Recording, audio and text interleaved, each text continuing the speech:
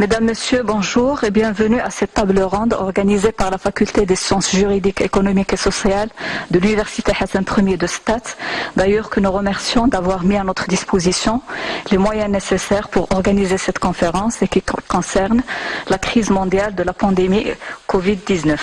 J'aurai le plaisir de recevoir pour vous sur ce plateau des professeurs, chercheurs pour discuter, analyser, décrypter le phénomène de Covid-19 et son impact sur l'économie mondiale et plus particulièrement sur notre économie marocaine.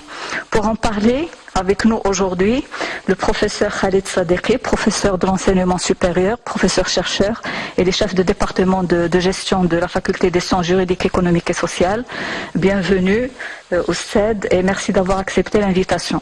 Avec nous aussi, professeur Mohamed Haissoun, docteur d'État en sciences de gestion et professeur-chercheur à la Faculté de Stade aussi. Bienvenue aussi au professeur Abdelaziz Tahor, professeur chercheur à l'Université Hassan Ier de Stade. J'ai aussi le plaisir de recevoir à mes côtés donc professeur Mohamed Marzaq, professeur-chercheur à l'Université Hassan Ier de Stade, et bienvenue également au professeur Mchouot, professeur-chercheur à l'Université Hassan Ier de Stade. Donc, chers collègues, avant de commencer, donc, Mchouot, professeur-chercheur à l'Université Hassan Ier de Stade. Donc, chers collègues, avant de commencer, donc, je souhaiterais bien rappeler que l'objectif de cette rencontre, c'est de préciser les principaux risques pour les entreprises marocaines et les mesures urgentes pour réduire les risques et les défis des années à venir. Nous sommes conscients, bien évidemment, qu'il va y avoir un avant et un après coronavirus. De ma position en tant que chercheuse, moi aussi professeure à l'université, je ne laisserai pas donc l'occasion passer sans parler des changements des comportements du consommateur qui ont vécu aussi donc des modalités de changement dans leur mode de fonctionnement, y compris donc leur mode de consommation habituel. Aujourd'hui, donc, les consommateurs se sont tournés vers tout ce qui est e-commerce, dans tout ce qui est digital, dans tout ce qui est livraison à domicile, dans tout ce qui est donc recherche de priorité de consommation. Donc il va y avoir un changement dans les comportements du consommateur et bien évidemment, comme j'ai dit, donc il va y avoir un avant et un après coronavirus. Donc là, pour parler de tout ça, je vais commencer par m'adresser au professeur Haissoun pour lui poser une question. C'est pas une question, mais c'est pour lui demander son avis sur le contexte mondial. D'après vous, professeur Haissoun, quelles conséquences sur l'économie mondiale et plus particulièrement pour l'économie marocaine, surtout que nous avons remarqué que la plupart des économistes préfèrent parler actuellement d'une stagnation ou encore d'une dépression que de parler d'une crise mondiale, alors que d'autres spécialistes comparent cette crise sanitaire et cette crise mondiale à la crise de 1929 qui a duré une dizaine d'années et qui a eu des répercussions très catastrophiques sur l'économie mondiale. Tout de prime abord, je souhaite Ramadan Mubarak à tous nos concitoyens et donc pour essayer de porter une réponse à votre question, peut-on parler à l'heure actuelle d'une crise? À mon humble avis, oui, bien entendu. C'est une véritable crise, comparable, sinon plus grave que celle de 2008-2009. Et en tout cas, c'est encore tôt de la comparer à celle de 1929. De toute façon, le contexte n'est pas le même, les circonstances ne sont pas les mêmes, et donc nous sommes dans un contexte qui est très particulier. Nous vivons vraiment une charnière dans l'histoire de l'humanité, et très probablement on aura un avant Covid-19 et un après Covid-19, ne serait-ce que par le fait que on voit bien qu'aujourd'hui il y a vraiment on est en train de revoir tout ce qui touche à la mondialisation, qu'on estimait que c'est un acquis et qu'il va aller crescendo. alors qu'aujourd'hui on voit bien que ces fondements même sont en train d'être remis en cause, et donc on voit bien que surtout dans les pays développés, que ce soit les États-Unis, la France, l'Allemagne, etc., commencent à parler d'un changement structurel dans leur stratégie à venir et de ne plus accepter de concentrer si vous voulez, une partie de leur supply chain ou de leurs industries délocalisées sur la Chine. On considère que l'idée de la Chine, usine du monde, qui concentre actuellement environ un tiers de l'industrie mondiale, de l'industrie manufacturière, est une idée qui doit être revue. Et donc d'ores et déjà on parle, bien sûr, ce sont des mesures de moyen et long terme, mais donc ce sont des mesures structurelles de relocalisation, voire même donc de rapporter sur le territoire national un certain nombre d'industries. Et donc l'idée de certaines industries de souveraineté ou même d'agriculture de souveraineté commence à faire son chemin. L'ampleur de la crise est incontestable, ça se voit sur tous les plans. La différence avec la crise peut-être de 2008 déjà, c'est que la crise de 2008, qui a en fait commencé en été 2007, c'est que c'était une crise financière et elle s'est transformée en crise économique. Aujourd'hui, c'est plutôt une crise économique qui est en train de se transformer en crise économico-financière. Bien sûr, les deux instances sont liées. Il faut dire que tous les pays sont touchés. On voit bien le nombre de décès. Le virus actuellement touche presque 3 millions de personnes. On a actuellement, à l'heure où on parle, on a dépassé la barre des 200 000 cas de décès.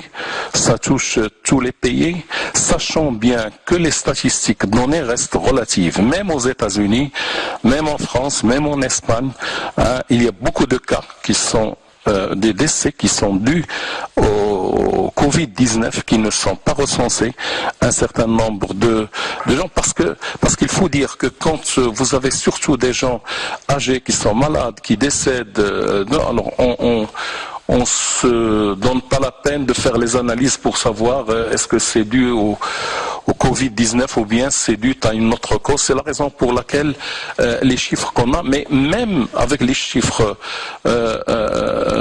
qu'on a, les chiffres, à mon avis, sont catastrophiques, parce qu'une vie humaine, c'est une vie humaine.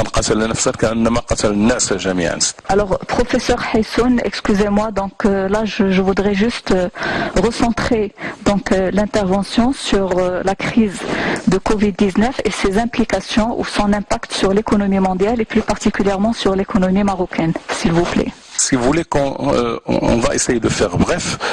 Alors, il y a des industries qui sont plus touchées que d'autres.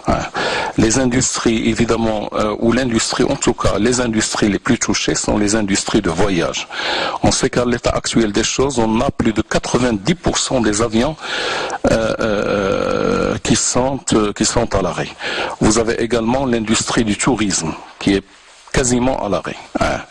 Bien sûr, il y a encore certains pays où il y a le transport aérien interne qui tourne toujours, mais dans la plupart des cas des pays, vous avez donc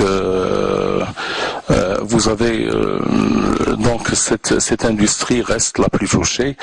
Ensuite, on a certaines industries qui tirent bien leur épingle du jeu, notamment tout ce qui touche donc aux industries de communication, d'Internet notamment, la santé également. Vous savez bien que c'est une industrie qui est actuellement, ces produits sont très très demandés. On est même dans certains cas, certains produits deviennent rares. Je ne vais pas m'étaler trop là-dessus.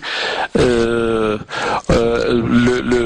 problème, c'est qu'à l'échelle mondiale, la demande est en train de s'entasser, vu l'arrêt et le confinement adopté par la plupart des pays.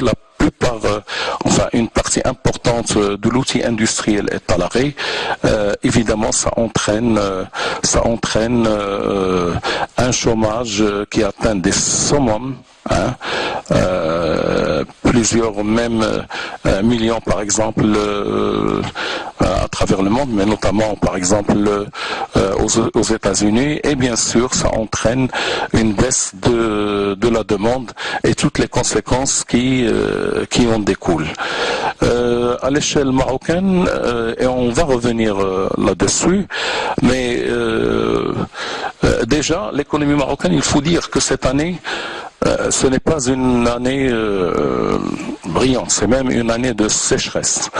Et donc déjà on s'attendait à ce que l'année soit difficile et vient donc la pandémie de coronavirus qui a bien sûr aggravé la situation, et avec le confinement, parce que bien sûr suite à la décision donc des autorités marocaines de fermer bien sûr les écoles, mais aussi la plupart des entreprises et des activités qui ne sont jugées de moindre utilité.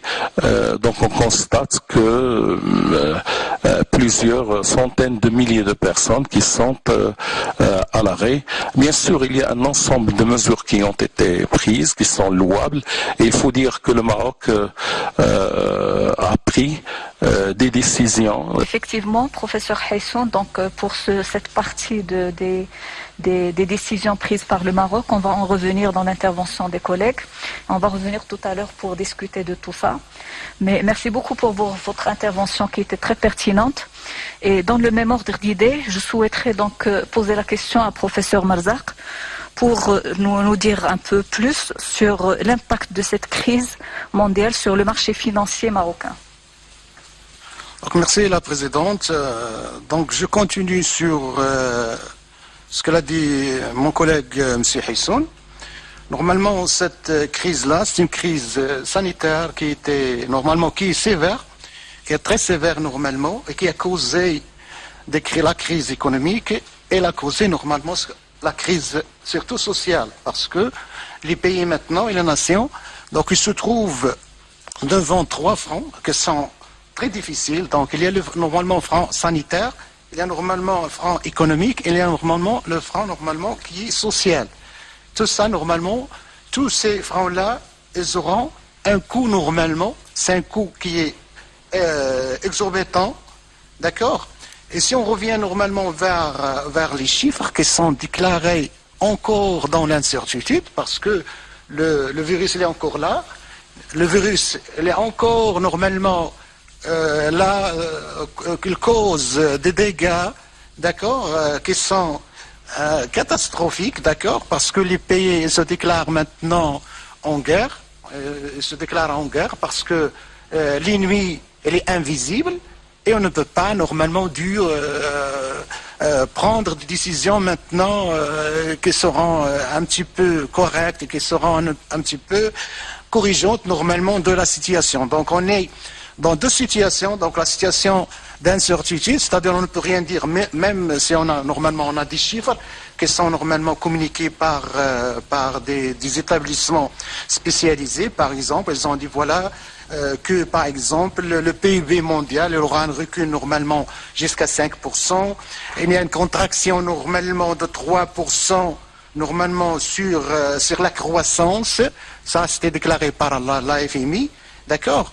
Donc toujours on est là, d'accord, dans l'incertitude avec la baisse de production, avec la baisse de croissance, avec normalement le chômage qui a eu lieu, normalement des pertes des emplois. Et on est aussi normalement dans une autre étape, ce qu'on appelle ce qui est certitude.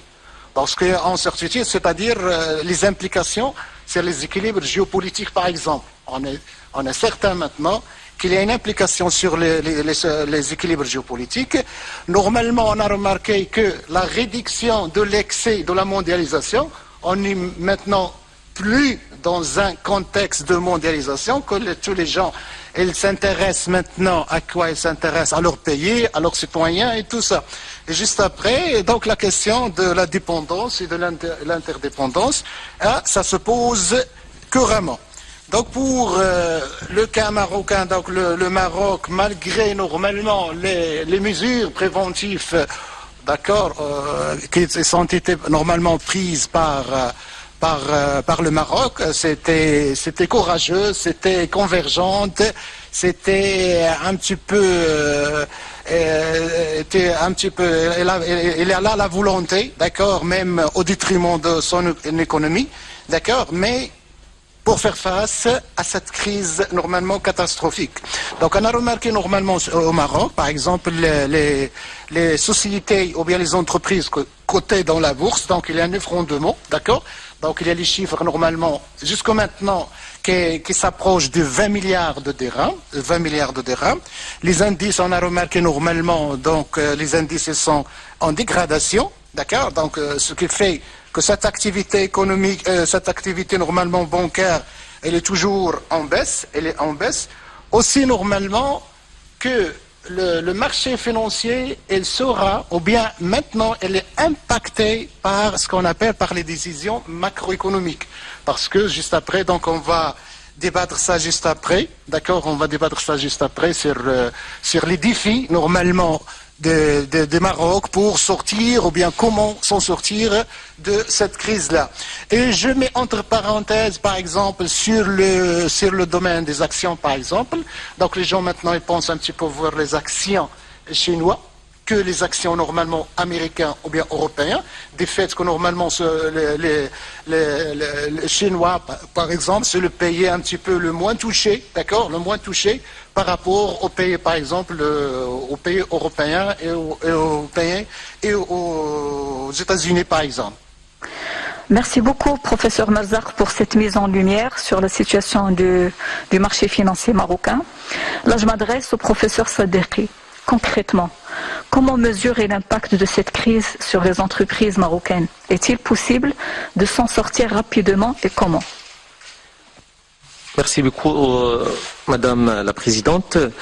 Avant de commencer, donc, je souhaite à tout le monde un bon Ramadan avec un bon confinement aussi. Je reviens vers vos questions. Premièrement, si on parle de l'impact exact sur les entreprises marocaines, il ne faut pas oublier que, heureusement, notre pays, le Maroc, a été moins touché par la pandémie que certains pays européens comme l'Italie, la France, l'Espagne. Aussi encore, c'est pas comme les États-Unis ou la Chine, qui ont vraiment, on a remarqué ça, on a vu ça, qui ont eu à constater un nombre considérable de victimes. On ne peut donc que se féliciter de la stratégie adoptée par le Maroc sous l'égide du roi Mohamed VI. Donc, pour lutter contre cette pandémie, pour cela, je tiens à exprimer mon profond respect pour le personnel, surtout le personnel soignant et les forces de sécurité. Un fonds spécial qui a été créé afin de faire au développement des dépenses de santé et pour venir en aide aux entreprises et aux salariés en difficulté. Il s'élevait à 28 milliards de dirhams. Juste le 25 mars 2020, on est arrivé à ce montant-là. Mais malgré toutes les mesures prises pour gérer la situation d'urgence, les conséquences sur l'économie marocaine sont très difficiles à évaluer car on ignore sa durée. Et ça, c'est ce qui est important parce que question du temps. On ne sait pas est-ce que c'est la crise, ça va rester ou il va durer combien de temps. Donc ici, on ignore carrément, donc on ignore vraiment le temps et ça va rester combien. Et on peut prévoir déjà une chute drastique du PIB pour l'année 2020. En effet, beaucoup d'entreprises de production de services sont à l'arrêt total ou partiel. Et ça, c'est ce qu'on vit maintenant. Parmi les secteurs d'activité les plus impactés, il y a les commerces qui sont déjà fermés dans leur majorité. Il y a les entreprises aussi, il ne faut pas oublier les entreprises de BTP, le tourisme à l'arrêt, le transport et logistique aussi, ou encore le textile, habillement, l'automobile donc, et d'autres secteurs dont l'export a fortement chuté. Même l'offshoring est impacté. Donc au total, on trouve il y a 3 à 4 millions d'emplois sont menacés. Globalement, pour les entreprises, la tendance est à la fermeture et à l'arrêt de l'activité avec des ruptures dans l'approvisionnement en matières premières, l'incapacité de sourcing et d'importation, le tout sur fond de baisse de la demande locale et d'arrêt de l'export. Sans oublier aussi que pour les ménages, les premiers effets sont déjà là avec des baisses des revenus pour les indépendants et perte d'emplois pour les salariés. Et ça qui est vraiment touchant et par conséquent les transferts des urbains vers les ruraux s'estompent. Pour passer pour votre deuxième question, est-ce que possible de s'en sortir rapidement et comment? Donc c'est une grande question parce qu'on ne peut pas répondre rapidement, mais aussi on doit prendre la décision rapidement. Donc ça, c'est qui est très important parce qu'on trouve que les entreprises marocaines qui ont longtemps été le fer de lance du développement national et des bâtisseurs du bien-être national sont aujourd'hui soumises aux mêmes règles de confinement généralisé et subissent de plein fouet les conséquences autant sociales que financières de cette crise sanitaire mondiale, comme déjà exprimé nos collègues. Mais cette crise n'est pas éternelle. Donc ça, on doit mettre à notre esprit que la vie reprendra certainement ses droits dès lors que le Covid-19 sera vaincu.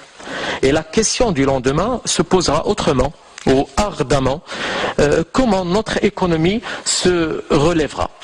Au lendemain du Covid-19, nous aurons besoin de braver les frontières du possible, nous aurons besoin d'innover, et ça qui est très important. Donc, tout simplement, on peut dire que pour cela, aujourd'hui et demain, consommons marocains, et ça qui est très important, on doit consommer les produits marocains, soutenons les entreprises marocaines et servons-nous de nos expériences pour ressortir plus fort. Donc ça c'est vraiment, ce sont les possibilités pour s'en sortir rapidement et la façon de faire, de trouver comment l'issue de cette crise-là. Merci. Donc sans transition, et vous m'avez donc donné l'idée de passer de tout ce qui est macroéconomique vers le microéconomique. Et sans transition, quand j'ai dit, donc je pose la question au professeur Abdelaziz Tahour. Dans un environnement exceptionnel, et que j'espère passager, à votre avis, quel est le comportement du manager? Quel devrait être le comportement du manager avec ses collaborateurs en ce temps de crise? Autrement dit, comment devrait être la relation entre le manager et ses collaborateurs? Comment évaluez-vous donc le télétravail actuellement? Merci Madame la Présidente. Effectivement, donc ce coronavirus nous a donné l'occasion de traiter des sujets qui s'articule autour des points économiques, sociaux, mais il nous interpelle aussi sur d'autres sujets tels que le management. Donc, on a assez parlé donc dans les médias et dans les journaux donc des conséquences et de l'impact de ce coronavirus sur l'économie, sur le social, mais plus ou moins on a oublié, si vous voulez, donc cet aspect managériel donc qui existe à l'intérieur aussi donc de cette entreprise. Donc le comportement que doit avoir ou bien avoir le manager durant cette phase-là, il faut savoir que toutes les crises donc elles sont des possibilités pour montrer l'utilité et l'importance du manager et de son leadership et de sa capacité de gérer. Et la crise de ce Covid-19, c'est une occasion aussi qui s'impose comme une occasion à ces managers-là. Donc le premier point qu'il doit, ou que le manager doit réaliser, c'est de, premièrement, se protéger et de protéger ses collaborateurs. Donc, dans ce cas-là, et ses employeurs, bien sûr. Et dans ce sens-là, il doit les sensibiliser et aux symptômes et à la prévention contre ce coronavirus. Donc, c'est la première priorité, ou bien la plus grande priorité, c'est de prendre soin de ces employés. Donc, et dans ce sens-là, l'entreprise, il doit essayer, ou bien le manager, il doit essayer d'augmenter la formation sécuritaire en ce sens-là pour qu'ils puissent assurer un maximum de sécurité sanitaire à ses employés à travers donc le respect des conseils des autorités sanitaires.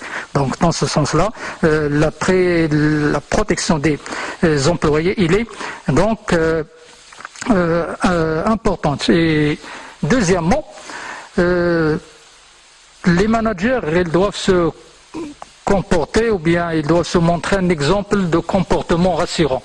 Donc ce coronavirus, comme vous le savez, il a créé une sorte de panique, de peur, d'anxiété sur la majorité de la population, y compris les salariés à l'intérieur de l'entreprise.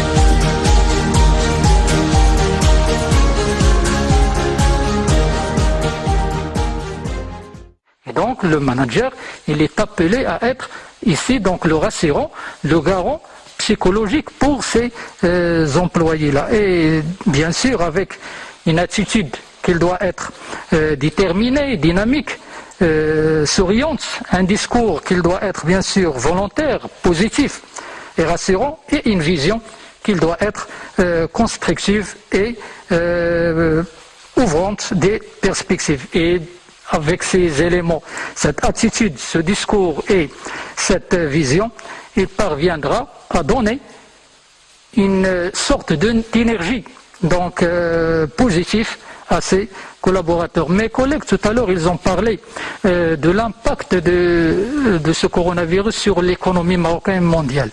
Et la plupart des entreprises qui ont donc été les plus touchées sont les toutes petites entreprises et les PME.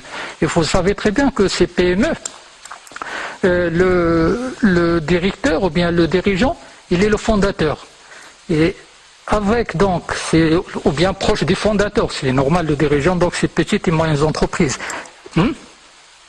Et, oui, madame. Et donc, le discours de ce fondateur, il sera donc une occasion pour les employés d'avoir une certaine tranquillité psychologique. Donc ils doivent les rassurer. Et là où il va les parler, il va être proche d'eux, il va essayer de créer une cohésion, une relation entre ses membres. Et bien sûr, il pourra obtenir l'adhésion d'équipe, là donc le travail d'équipe et le travail en groupe qu'on peut donc avoir. Et ce point-là va nous amener à un troisième point, c'est que il doit faire en sorte d'avoir ou de chercher la confiance. Donc la confiance qu'on cherche au monde des affaires, la confiance qu'on cherche au monde économique, au monde bien sûr politique, mais aussi on doit travailler aussi pour renforcer la confiance en temps de crise à l'intérieur de l'entreprise. Donc c'est une chose qui est importante. Pourquoi? Parce que nous avons dit que cette situation, il a causé des peurs, il a causé une certaine anxiété, il a causé, comme mes professeurs l'ont déjà dit, il a causé une incertitude pour l'avenir. On ne sait pas qui deviendra cet avenir-là. Excusez-moi, professeur Tahour. Donc vous parlez de l'incertitude, vous parlez de la confiance, vous parlez de rassurer les employés, les salariés et tout.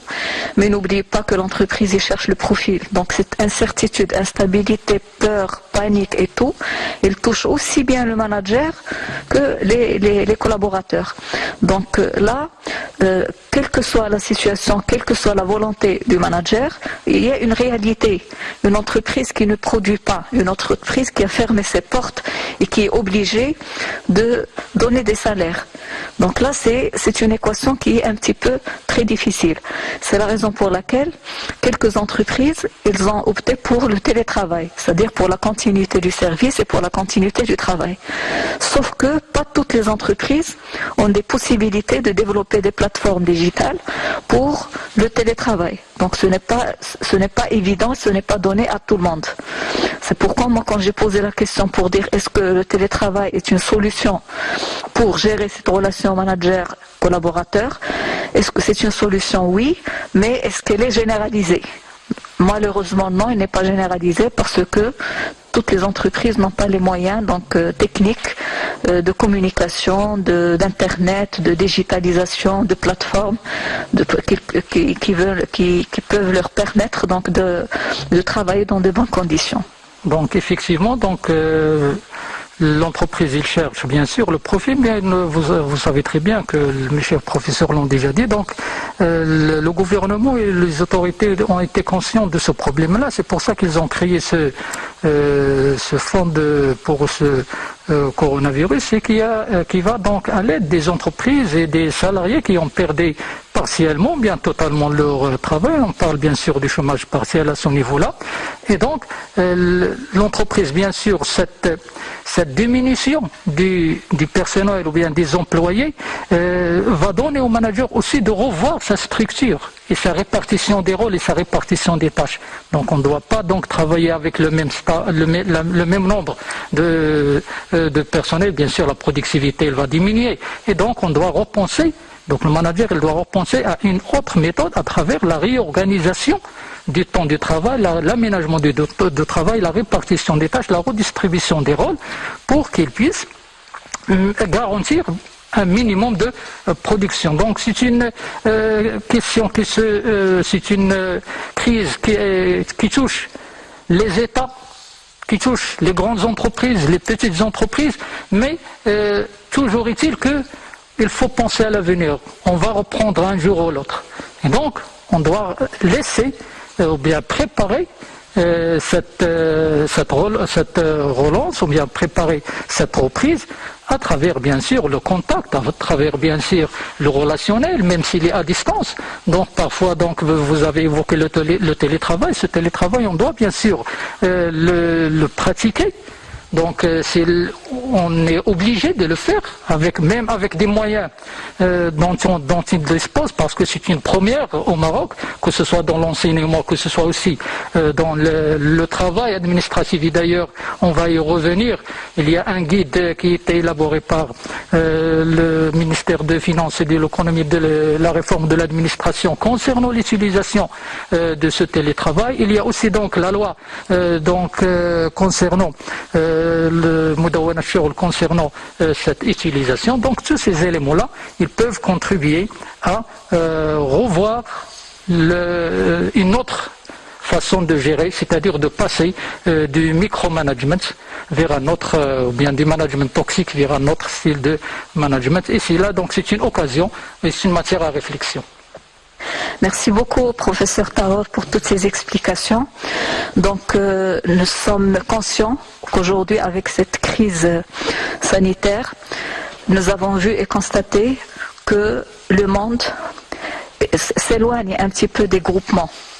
Et vous avez vu par exemple en Europe, donc l'Union européenne, donc tous les pays de l'Union européenne, ils ont fermé leurs frontières. Ça veut dire qu'ils se sont concentrés sur la gestion de leurs problèmes en interne. Ça veut dire, comme on dit en arabe, rassi à rassi. Donc moi d'abord et les autres, je ne m'en occupe pas.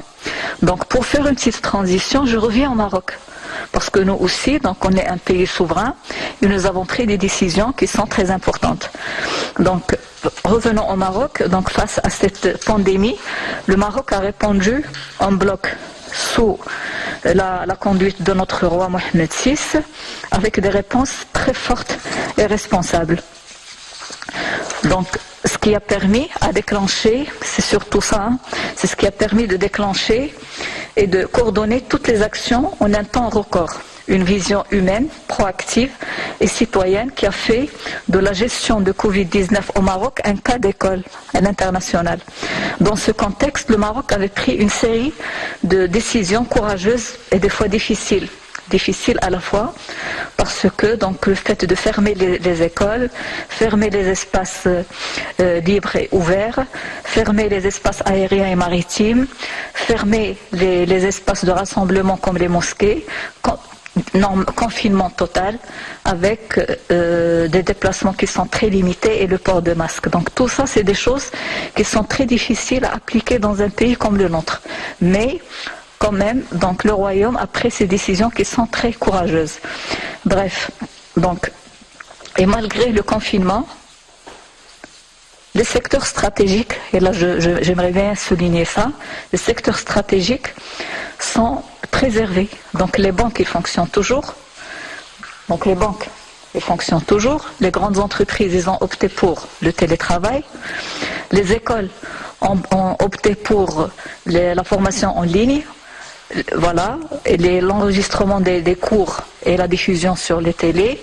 Donc, il y a un certain nombre de choses qui ont fait que le Maroc a pris des décisions pour alléger un petit peu l'impact de cette crise sur le citoyen marocain.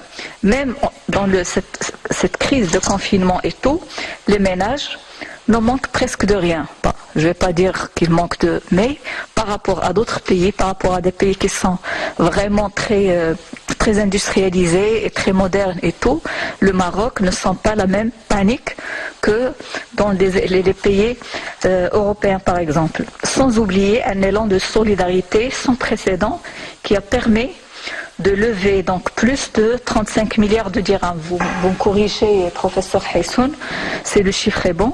Donc plus de 35 milliards de dirhams pour équiper les hôpitaux, pour aider les plus démunis et pour innover à l'image du premier respirateur artificiel à 100% marocain.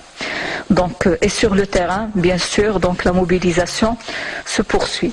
Donc là, dans le cadre de tout ce qui a été fait au Maroc par rapport à ce qui a été fait ailleurs, nous sommes face à une situation qui est exceptionnelle. Moi, je dis toujours elle est exceptionnelle, mais plutôt passagère. D'accord ? Je m'adresse là au professeur Mchaout.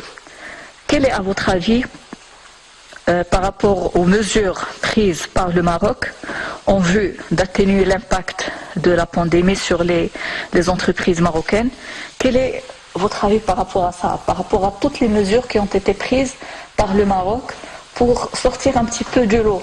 C'est-à-dire aujourd'hui, même quand on voit un petit peu les chaînes internationales, on voit que les gens parlent de l'expérience du Maroc. Et là, il y a aussi la volonté du Maroc d'être le leader sur l'Afrique. Il y a Sa Majesté qui s'est adressée à des chefs d'État en Afrique pour prendre le lead sur la gestion de cette pandémie. Donc, à votre avis, comment vous voyez donc toutes les mesures prises par le Maroc? Alors, au préalable, je tiens à vous remercier vivement de m'avoir invité dans ce plateau pour discuter sur le coronavirus et ses impacts sur l'économie marocaine. En fait, par rapport à votre question, en fait, le Maroc est le premier pays d'Afrique qui a mené des efforts tous azimuts. Il a effectivement mis en œuvre des mesures anticipatives. Donc, on ne peut que se féliciter de la stratégie adoptées par le Maroc, sous l'égide bien sûr de Sa Majesté le roi Mohammed VI. En réalité, ces mesures marquent manifestement un dynamisme social sans précédent qui était commencé tout d'abord par les dons versés dans le fonds spécial qui est dédié à la gestion de la pandémie de Covid-19. Ainsi, il y a lieu de signaler que ces mesures mises en place par le Maroc représentent en fait des mesures d'urgence qui visent essentiellement à résoudre un problème à court terme. Néanmoins, il est temps de réfléchir dans des réformes stratégiques et structurelles. Donc, bref, pour moi, concrètement, je vois que ces mesures demeurent insuffisantes, surtout en cas de la perpétuité de la crise de la pandémie du Covid-19. Alors je souligne à cet égard également que la mise en place de ces mesures sera bien évidemment contrainte par la prépondérance de l'informalité au niveau du Maroc. Donc selon un rapport qui a été publié par l'Organisation internationale de travail, le poids de l'informel au niveau du Maroc varie entre 75% et 89%. Donc c'est trop. Les personnes qui travaillent dans l'informel au niveau du Maroc et qui ont bien sûr un revenu qui est irrégulier, ils vont créer un risque aux autorités lors de leur stratégie de lutte contre la propagation de cette pandémie. Alors je saisis cette occasion également pour souligner une chose très importante. Je demande aux entreprises de déployer des efforts pour alléger les effets néfastes de cette crise et surtout ne restez pas avec les bras croisés en attendant les aides de l'État. Donc les entreprises marocaines doivent réagir et surtout remodeler leur process et ces dispositifs internes pour faire face à cette crise. Je donne ici l'exemple des entreprises commerciales. Alors j'invite les entreprises commerciales à s'orienter vers le e-commerce, surtout avec la livraison à domicile. Donc également j'invite les entreprises à remodeler leur processus interne et réfléchir sérieusement à un dispositif de risk management à titre préventif et pour également gérer la situation de crise. Et voilà. Merci beaucoup, professeur Mchoud, pour tout ce que vous avez donc apporté à ce débat. Et là, moi, je veux conclure avec une question qui est la suivante. Le monde est dans une crise imprévue. Le compte à rebours d'une grande crise économique a commencé à se sentir. Peut-on imaginer dès maintenant un plan de sortie de cette crise? Est-ce que le professeur Hissoun peut répondre à cette question? Merci, Madame la Présidente. Oui, parler d'un plan de sortie de crise. En fait, il faut faire un processus de sortie de crise. On a déjà fait une première étape qui, à mon sens, on a bien réussi cette première étape si vous voulez, d'absorption comme dans une guerre, il y a un premier coup. Et donc, je crois qu'on est dans une guerre contre un virus, comme l'a dit le président français.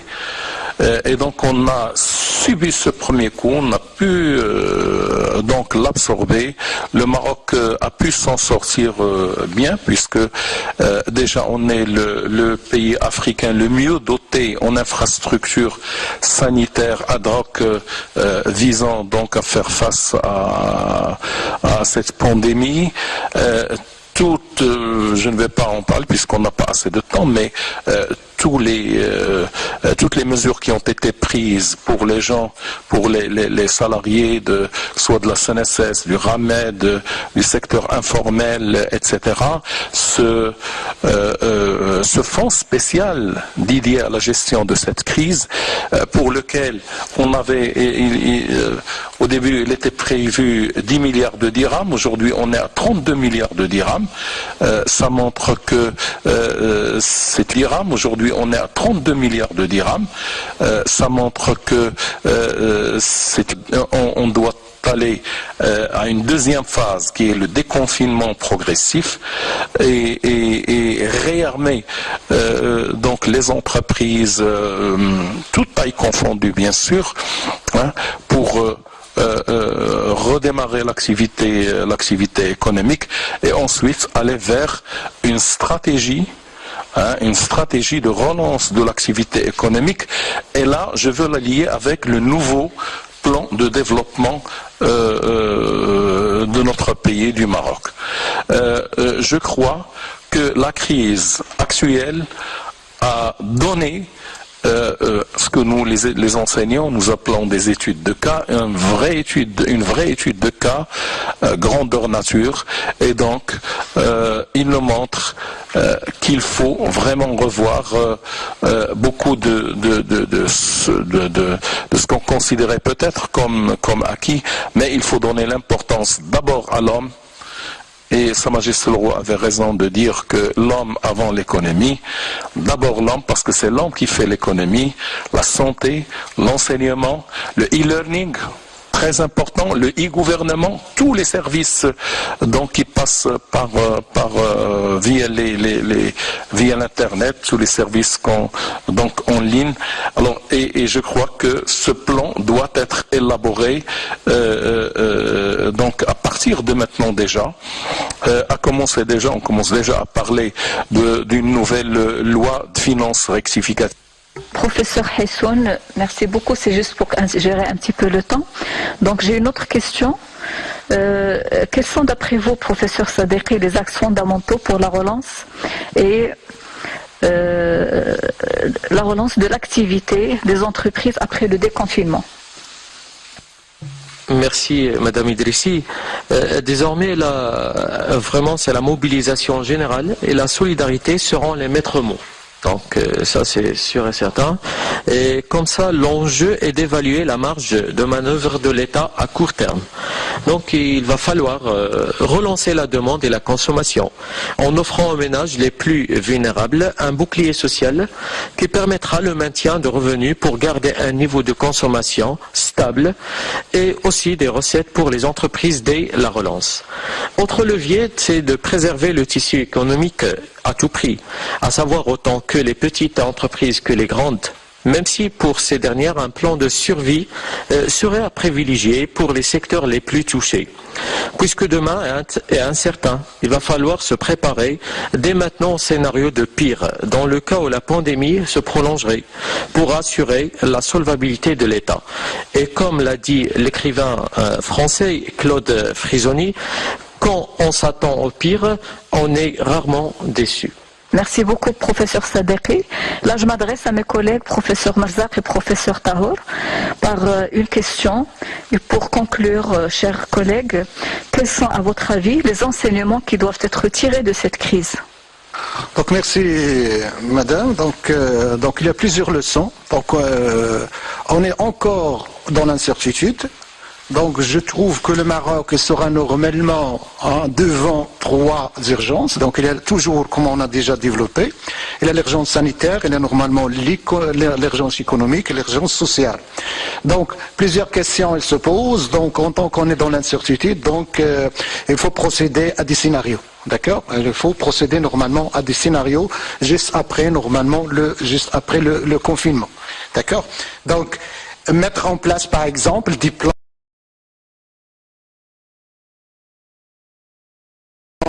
de relance, tels que ces plans-là, ils peuvent normalement consolider la cohésion sociale, ils peuvent normalement aussi doivent être articulés normalement par rapport par rapport au modèle de développement que le Maroc normalement veut bien développer, d'accord. Normalement, donc, ce sont les points les plus importants. Je dis encore que juste après le confinement, donc il y a des décisions. Normalement, je peux par exemple dire, voilà, des décisions au niveau bancaire, par exemple, il nous faut par exemple réduire le taux d'intérêt, c'est sûr, d'accord, pour un petit peu relancer l'économie, d'accord. La Banque centrale, normalement, je pense qu'il va acheter normalement les obligations, d'accord. La Banque centrale, elle va acheter les obligations pour donner l'accès normalement au financement des entreprises. Et je dis tout de suite, il faut que normalement chercher autre modalité de financement. Il ne faut pas normalement se trouver toujours par cette financement classique, d'accord. Il faut chercher autre méthode de financement dans le cadre normalement de protéger normalement notre économie, de protéger notre société, d'accord. Donc je pense que ce sont les points importants normalement pour faire face. Ce sont nos défis normalement pour juste après le confinement. Merci beaucoup, Oussed Mazar. Donc, je passe la parole au professeur Tahour. Merci, professeur Idrissi, Khadija. Donc, pour répondre à votre question, pour rebondir sur ce que mes camarades et mes collègues ont déjà dit. Donc, la première leçon qu'on peut tirer de ce Covid-19, c'est donc la solidarité qu'a prouvé donc le peuple marocain face à cette pandémie. Donc là, on est tous solidaires. Deuxièmement, brièvement pour qu'on puisse terminer, donc ce qu'a montré donc les Marocains et les Marocaines aussi donc comme innovation, comme créativité. Donc là, nous avons donc on a vu plusieurs donc produits, plusieurs donc outils donc qui ont été donc créés, qui ont été inventés, et cette situation prouve que si on donne la possibilité, si on donne l'initiative, l'autonomie aux employés, aux salariés, ils sont capables de plusieurs choses. Donc j'ai dit que c'est premièrement la solidarité, comme dit le proverbe, c'est dans la tempête qu'on reconnaît les braves. Et donc c'est une crise, c'est une tempête, et cette tempête, bien sûr, elle a donc fait en sorte de montrer donc l'essence du peuple marocain. Donc autre moyen, donc M. Haïsson il a déjà évoqué lorsqu'il a parlé de e-learning, lorsqu'il a parlé de e-gouvernement, donc c'est ce que vous avez déjà évoqué tout à l'heure, le cas de télétravail. Donc on doit l'encourager. Donc c'est l'occasion. Donc, et d'ailleurs, j'ai dit tout à l'heure que le ministère de l'économie, de la réforme de l'administration, il a élaboré un guide.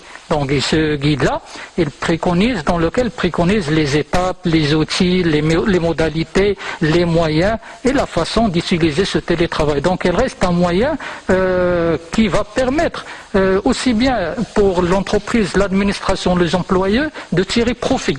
Donc, que ce soit dans la productivité, au niveau social et au niveau environnemental, parce que le télétravail c'est une réduction, et c'est parmi les leçons qu'on peut tirer, c'est la protection de cet environnement.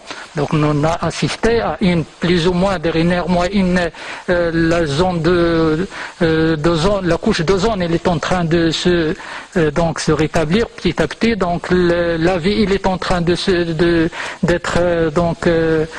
claire et d'être belle dans les forêts, et espérons que cette situation pourra donc continuer, et merci. Merci beaucoup, professeur Tahour. Merci beaucoup à tous les professeurs qui m'ont accompagné lors de cette table ronde. Donc là, avec le temps qui nous reste, je vous accorde peut-être 30 secondes pour le dernier mot. Donc, qu'est-ce que vous pouvez dire à propos de ce sujet, brièvement, s'il vous plaît, à tour de rôle. Voilà. Je commence par professeur Haïsson. Alors, comme mot de la fin, je dirais que nous vivons une situation extraordinaire.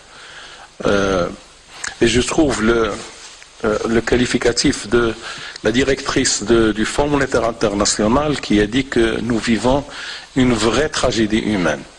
Et c'est vrai, c'est une tragédie humaine, une crise très profonde, avec une incertitude profonde, aussi bien, on ne sait pas très bien, on ne peut pas, à l'heure où on parle, savoir quelle serait sa profondeur, quelle serait sa durée. Et donc je dirais que à une situation extraordinaire, il faut des mesures extraordinaires. Et la première mesure, c'est que chacun de nous suit les consignes du gouvernement, des autorités compétentes. Alors, en guise de conclusion, je peux donner la métaphore suivante. La crise du coronavirus ou bien Covid-19 est comme un vaccin pour le corps humain. Alors qu'est-ce qu'il fait le vaccin pour un corps humain? Il perturbe le fonctionnement du corps humain de manière momentanée, mais par la suite, le corps va produire ses anticorps. Donc il sera par la suite immunisé. Donc j'adresse mes paroles à l'État et ses institutions et également aux entreprises de tirer profit, de tirer leçon de cette situation de crise. Donc il y a des effets positifs et des effets négatifs de la crise de coronavirus. الله يحفظ لنا والله يرفع علينا هذا الوباء في القريب العاجل إن شاء الله وشكرا. Aujourd'hui, on vit vraiment une vraie crise. Et vraiment, les mots maîtres, c'est comme on a dit, c'est la solidarité et la mobilisation générale. Donc c'est le moment de montrer qu'on est des citoyens responsables et de rester chez nous et de vraiment respecter les règles de confinement et les règles qu'on déjà données par notre gouvernement. Donc juste à la fin, je dis que le Maroc, normalement, elle va subir normalement des transformations, donc juste après ce confinement-là. Donc je dis bien qu'il faut normalement porter cette transformation, il faut normalement conduire cette transformation et ne pas la subir. Le Maroc était leader normalement dans la prise des mesures préventives, donc était parmi les premiers pays normalement leaders dans ce confinement. Donc il faut nous continuer normalement cette étape-là. Et j'ai dit normalement pour tout le monde, pour tous les Marocains, restez chez vous et merci. Donc, en guise de conclusion, je peux dire que le Maroc il passe par une phase, le monde passe par une période difficile, inédite. Le Maroc a montré l'exemple pour lutter contre ce virus-là, contre cette pandémie, et dans le pays, et dans le gouvernement, pour le faire. Restons chez nous parce que c'est le seul moyen de lutter contre ce virus. Donc من أجل صحتنا وصحة أولادنا واللي عزيز علينا نبقاو في دارنا. Alors, positive de nature, moi je vais conclure avec une chose qui est très importante à mon sens. Je dirais que les situations difficiles sont les meilleures opportunités pour tester et développer l'excellence, la pertinence et la persévérance aussi. Donc là, c'est des situations qui vont nous permettre de nous dépasser. Donc il ne faut pas voir ces situations de crise comme étant, donc là c'est la fin du monde, mais au contraire c'est une situation qui va nous permettre donc d'exceller et de se développer et de tester notre persévérance. Donc pour cela, moi je dis à tout le monde, préservez-nous, préservez nos familles, préservez nos proches, الله يخليكم. كل شيء يجلس في داره وكل شيء يتبع les autorités, les consignes des autorités pour qu'on puisse sortir de cette crise avec le moins de dégâts. Voilà. Donc je pense que maintenant nous avons terminé donc, pour conclure donc, cette table ronde. Je tiens à remercier tous les professeurs qui m'ont accompagné lors de cette rencontre, autour de cette table ronde. Je les remercie durant cette rencontre et je vous dis à très bientôt, Inch'Allah, pour débattre, analyser et discuter d'un autre sujet qui a une relation avec notre société, avec l'économie de notre pays. Et merci beaucoup.